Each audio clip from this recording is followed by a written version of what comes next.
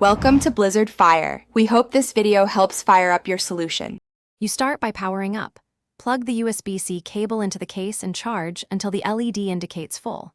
Once charged, remove both earbuds and keep them in the open case near your phone. That proximity helps the pairing handshake.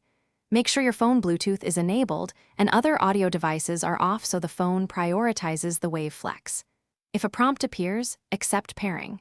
This step gets the earbuds awake, visible, and ready to pair so you can move to device connection. Once your phone sees JBL Wave Flex, tap the prompt or choose it in Bluetooth settings.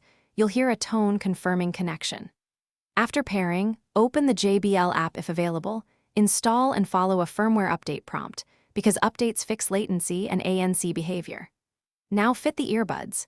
Insert, twist gently until you get a secure seal, and run a quick audio test to confirm left and right channels and mic pickup. This ensures stable playback and the best noise isolation. Finally, master the controls so you don't fumble.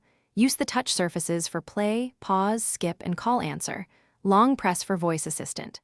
Once done, configure noise or ambient modes and the equalizer in the JBL app to match your listening style, and make sure touch sensitivity suits your habits. If sound drops, reconnect by closing and reopening the case. If problems persist, reset both earbuds by holding their touch sensors for 10 to 12 seconds. This clears pairings and often resolves stubborn.